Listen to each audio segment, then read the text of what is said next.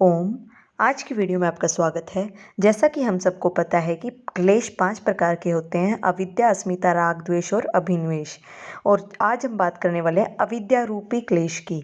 अविद्या को छोड़ के जो बाकी 4 हैं उनकी हमने कल 4 अवस्थाओं के बारे में बात की थी, लेकिन अविद्या उन सब का मूल बेसिक है। अविद्या रीज़न है उन सब का, इसलिए अविद्या के वो 4 अवस्थाएं नहीं होती।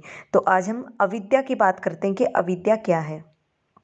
अविद्या अविद्या सभी क्लेशों का मूल कारण है, मतलब रीज़न है, बेसिक रीज़न है। तो जो मेन रीज़न है ना, वो है अविद्या के यथार्थ स्वरूप का वर्णन इस प्रकार है। यथार्थ मतलब रियल।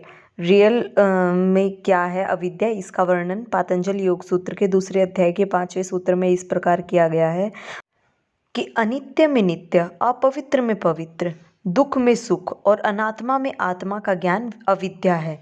मतलब अनित्य में नित्य, अपवित्र में पवित्र, दुख में सुख और अनात्मा में आत्मा, इन सब का जो ज्ञान है वो अविद्या है।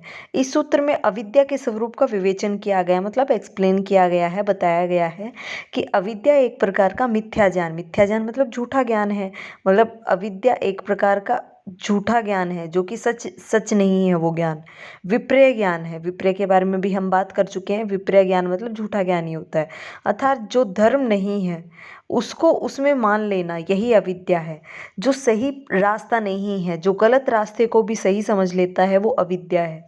अविद्या के 4 चरण हैं।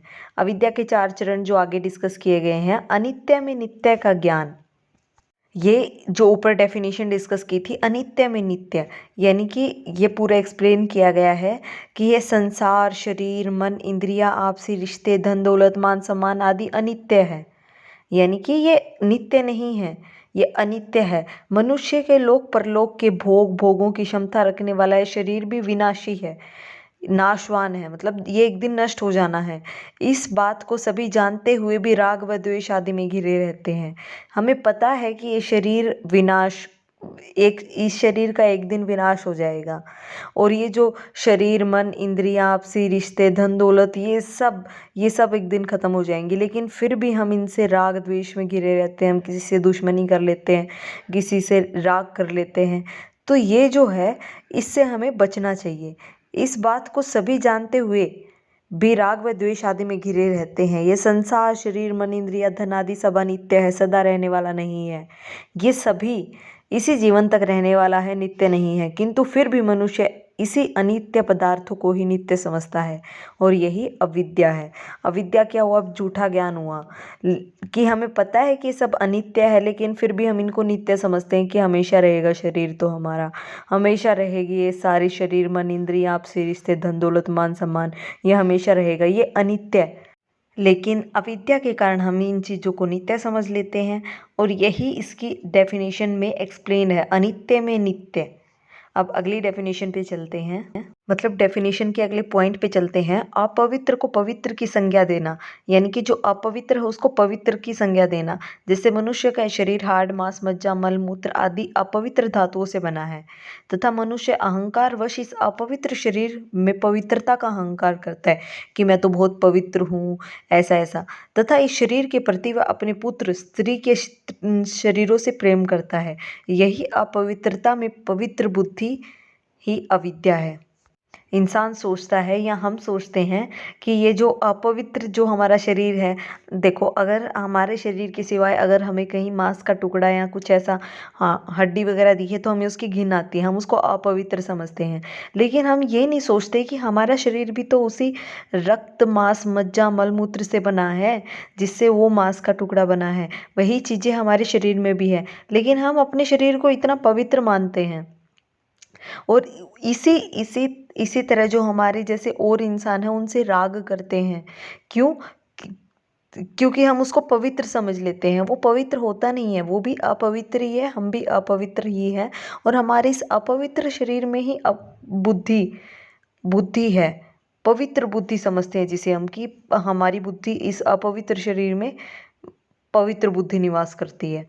हम तो ये सोचते हैं कि इस पवित्र शरीर में पवित्र बुद्धि निवास करती है, लेकिन अगर शरीर अपवित्र है तो बुद्धि कैसे पवित्र हो सकती है? और यही अविद्या है कि हम अपवित्र को पवित्र की संज्ञा दे देते हैं। अब अगले पॉइंट पे चलते हैं कि दुख में सुख की अनुभूति।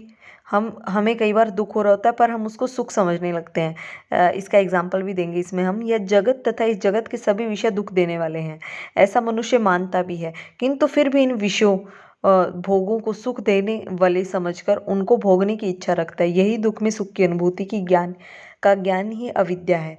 कि मनुष्य इस चीज़ को मानता है कि ये जो इस संसार में जितने विषय है सबसे दुख मिलेगा। मनुष्य को पता है कि एक्सपेक्टेशन से दुख मिलेगा। मनुष्य को पता है कि ज़्यादा खाना खाने से अपच होगी, दुख मिलेगा, लेकिन फिर भी खाना खाता है ज़्यादा, फिर भी एक्सपेक्टेशंस करता है ज़्यादा। मतलब राग द्वेष में फिर भी फंसता है, जबकि पता है कि राग द्वेष से दुख मिलेगा। तो ये जो चीज़ें हैं ना, जिसको हम जो होता दुख है रियल में, लेकिन हम उसको सुख की अनुभूति, सुख का नाम दे देते हैं। राग है तो हम राग को सुख का नाम दे देते हैं, लेकिन वो राग सुख होता नहीं है, राग दुख का कारण ही होता है। यही इसमें समझाने की कोशिश की गई है कि दुख में सुख की अनुभूति होने का ज्ञान, ये भी अविद्या है। और इसी के कारण जो बाकी 4 क्लेश हैं उनका भी जन्म इसी से होता है, अविद्या के कारण। अब चौथा पढ़ते हैं, अनात्मा में आत्मा की अनुभूति होना। मनुष्य का शरीर मन सहित 10 इंद्रियां चित्त जड़ माने जाते हैं तथा इनसे आत्मा अलग है। मनुष्य का शरीर जो है वो मन सहित 10 इंद्रियां हैं जिससे मनुष्य का शरीर बना है, और इससे आत्मा जो है वो अलग पृथक मानी जाती है। आत्मा इस शरीर से सर्वथा पृथक है। आत्मा चेतन है और जो हमारा शरीर है वो जड़ है।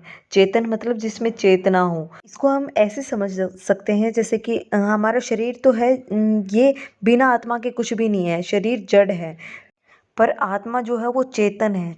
चेतन अर्थात वो कहीं भी जाएगी, अगर वो किसी भी मृत शरीर में भी अगर वो गई तो उसको जीवित कर देगी, तो उसमें चेतन है, अभी चेतना है, उसमें कॉन्शियसनेस है अभी उसमें।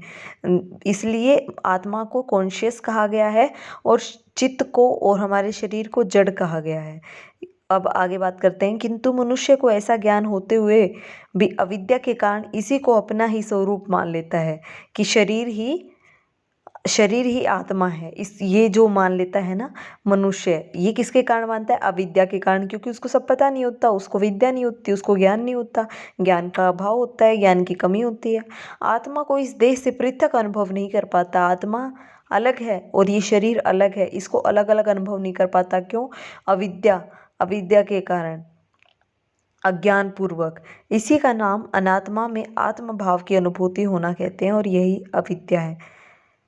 तो आज के ये जो 4 पॉइंट्स जो हमने डिस्कस किए हैं, अविद्या के अंडर की अपवित्र को पवित्र की संज्ञा देना, दुख में सुख की अनुभूति होना, अनात्मा में आत्मा की अनुभूति होना, अनित्य में नित्य का ज्ञान होना, ये चारों पॉइंट्स अविद्या के अंडर आते हैं। और अविद्या मतलब हमें किसी चीज़ का ज्ञान नहीं है, उसी के कारण सारे क्लेश, सारे दुख उत्पन्न होते हैं, किसी चीज़ का ज्ञान ना होने के कारण। अज्ञानतावश ही सारे क्लेश, अज्ञानता ही सारे क्लेशों की जननी है, अविद्या ही सारे क्लेशों की जननी है। और इसीलिए इसकी 4 अवस्थाएं नहीं हैं, क्योंकि ये तो जननी है, इसके कारण ही 4 अवस्थाएं हैं। और आज यही अविद्या का टॉपिक समाप्त होता है। हम कल बात करेंगे अगले, यानी कि अस्मिता क्लेश के बारे में। तो आज की वीडियो में अगर आपको कोई डाउट है तो आप हमसे कमेंट करके भी पूछ सकते हैं, और काजल व्लॉग्स की इंस्टाग्राम आईडी पे भी पूछ सकते हैं। और आपकी वीडियो कैसी लगी ये लाइक और डिसलाइक करके रिव्यू ज़रूर दें। आप डिसलाइक भी कर सकते हैं अगर आपको अच्छी नहीं लगी। अगर आप कोई रिव्यू देना चाहे, कोई सजेशन देना चाहे कि आप ऐसे अच्छी कर सकते हैं, तो आप हमें सजेशन भी दे सकते हैं। मैं पूरी कोशिश करूँगी और अच्छी वीडियो बनाने की। तो आज की वीडियो में इतना ही समाप्त करते हैं। ओम।